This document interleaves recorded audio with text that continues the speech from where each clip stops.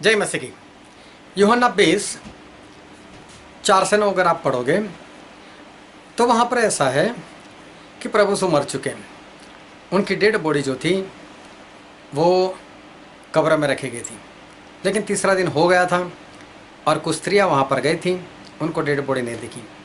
जब उन्होंने बाकी चेलों को ये बातें बताई तो यूहन्ना और पतरस दोनों कब्रों में भाग कर जाते हैं।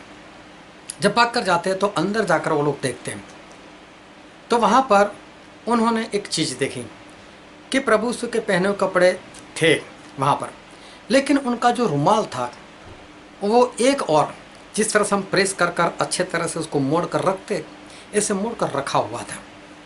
और ये देखते हुए उन लोगों ने विश्वास किया। कौन सा विश्वास किया?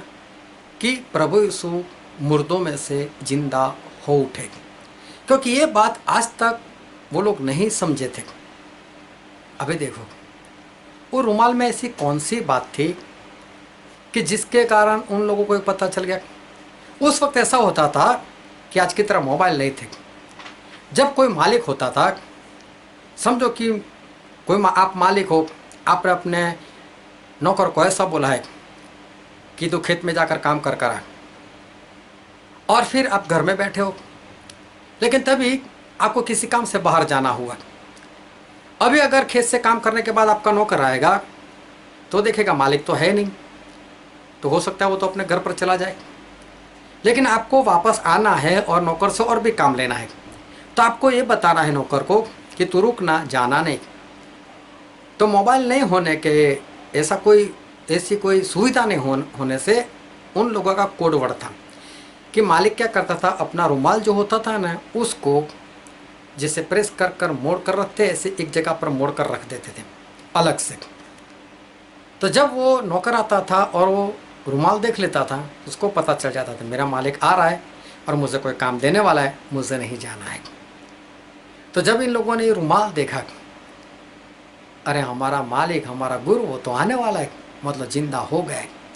क्योंकि ये वचन क्यों नहीं समझे थे? क्योंकि पुनरुत्थान जो शब्द है, वो पुनरुत्थान का शब्द होता है मुर्दों में से जिंदा उठना। मत सभी मुर्दों का उठना ऐसा नहीं। और प्रभु यीशु बार बार अपने चेलों से बोलते थे मेरा पुनरुत्थान होगा। तो चेलों को ऐसा है कि पुनरुत्थान तो आखिरी दिन होने वाला है, ये बीच में से कैसे मुर्दों के बीच में से जाग जाएगा? ये बात उनकी समझ में नहीं आती थी। लेकिन जब उन्होंने वो मुड़ा हुआ रुमाल एक और रखा हुआ देखा, उनको पता चल गया कि हमारे परमेश्वर जीवित हो चुके और वापस आने वाले। इसलिए तैयार रहो और ऐसे ही परमेश्वर के भेद वाले वचन, उसकी समझ जानने के लिए मेरे YouTube चैनल स्टैनली मैकवान को आप सब्सक्राइब करो। आपने मेरा वीडियो अंत तक देखा, आपका धन्यवाद। परमेश्वर आपको बहुत आशीष दे। आमीन।